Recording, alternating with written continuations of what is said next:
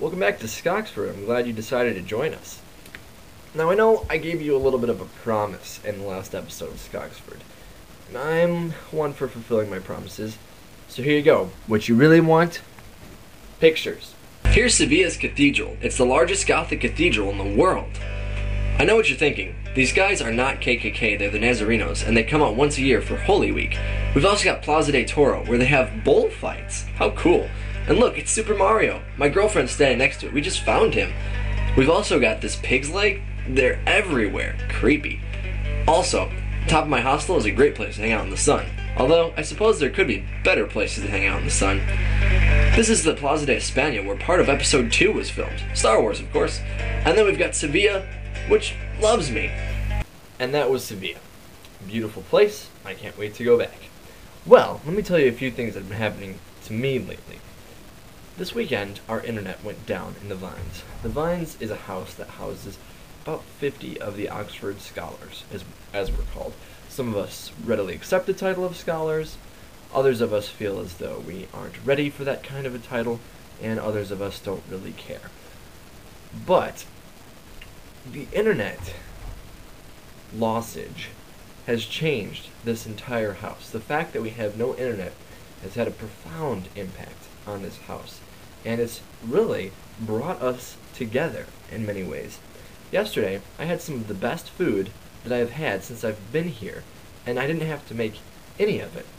At lunch, my friend Dave made stir fry, and he had beef, bean sprouts, vegetables, rice. It was great. He used some soy sauce and stuff, and it was absolutely delicious. He made so much and offered it to me, and I said, "This is too much. I can't take this." And he said, no, please, there's enough to go around. And I ended up eating half of it, was stuffed, and saved the other half for dinner. Around dinner time, I ate the other half, right? And I'm like, man, that was really good. Oh, I've got this stir fry. It's been a great day. And I've been spending the entire day around the kitchen and the common room and the dining room just talking to people because there's no internet and the libraries are closed, so none of us can really get any work done unless we've already checked out books, which I can't do because the philosophy library doesn't check out books after term, and a lot of people didn't do because they didn't know that the internet was going to go down and all this. So, and plus a lot of people are gone for St. Patty's Day, which was yesterday, and a lot of people went to Dublin for St. Patty's Day. Where else in the world would you rather be for St. Patty's Day than right in the center of Ireland? So, I didn't partake. I thought it would have been really cool, but at the same time, St. Patty's Day can get kind of scary around Chicago, so I can't imagine how many more times crazier it would get in Ireland and Dublin on St. Patty's Day.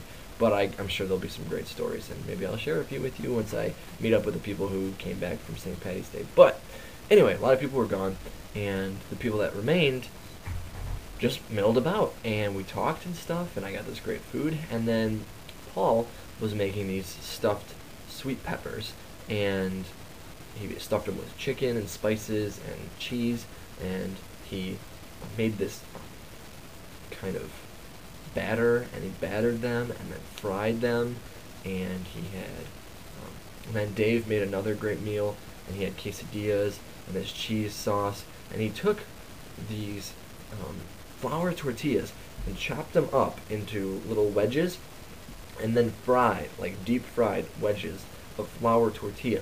You know what they tasted like? Ritz crackers. Exactly. They tasted, if you would have taken this deep fried flour tortilla and salted and give it to someone and like with blindfold and said, "Eat this, tell me what you're eating," they would say, "Huh, well, the texture is slightly different, but this is a Ritz cracker." I mean, it just tasted exactly like a Ritz cracker, which makes sense because I don't know if Ritz crackers are fried, but it's just flour, like tortilla, but it's fried, so it's kind of crispy and crunchy. It was just exactly like a Ritz cracker, uncannily like a Ritz cracker. But Dave offered for me to share in his dinner along with Evan, and Paul offered for me to share in his dinner as well as Dave and Evan, and then Dave offered for Paul. So the four of us ate dinner together, and we had the most amazing meal. And I had already eaten the leftover stir fry for dinner, so I was stuffed. But it gets better. Then our two RDs, Clint and Jackie, invited Nicola over, which is, she kind of runs a lot of administrative things for SKIO, for our program, for the Oxford Scholars Program. She comes over, as well as Justin, another student, so the four of them are eating in the dining room. We're eating in the dining room. They make lava cakes, which are these little chocolate cakes, but they have chocolate, a different kind of chocolate in the middle that melts while you're cooking it, or while you're baking it, so that when you eat it, it like oozes out. So good. So they had too many of those, so they shared those with our table. There's this whole communal sharing of food and everything. And I had some of the best food I have had since I've even been here. And I had some of the greatest conversations from like 6 p.m. to 1 or 2 a.m. Me and different people like Dave to Evan to Clint just talked about all sorts of stuff. We shared so many stories. We talked about the future. We talked about Clint and Jackie's plans for building their own house. We talked about law school, and me and Evan both want to go to law school at some point, and how we're going to get there, what law schools we want to go to, different things like that, the LSAT, all this stuff. Talked about funny stories from our past, car troubles that we've had in the past, camping trips, outings with friends, just all sorts of stories. I realized that we spend a lot of time around each other without ever knowing each other. Not knowing each other like Old Testament, that's taking it too far. But I just mean knowing about each other, knowing each other's stories.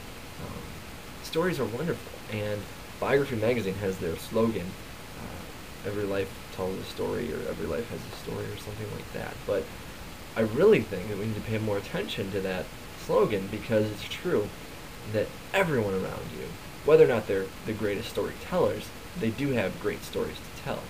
And hearing some of these stories just reminded me of some of my own great stories, and then reminded me of the fact that everyone has great stories.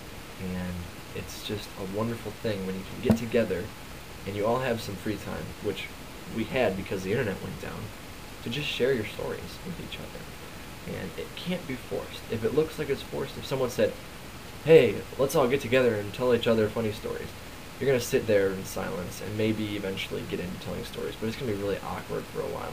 But then if you just, and plus because everyone has places to go and things to do, and we're in a hurry all the time, you can't even get people to do that, to agree to do that.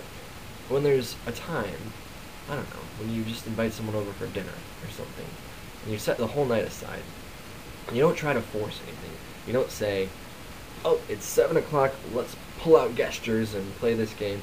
If you just get into some good conversation, and get into some good stories, you can watch the hours just fly by as you learn about each other and the experiences and adventures that we've all had. And it reminds you that when you're in the middle, in the thick of some adventure in your life, and things don't seem to be going great, and you're saying, this is miserable, you always got to tell yourself, well, this is going to make a great story.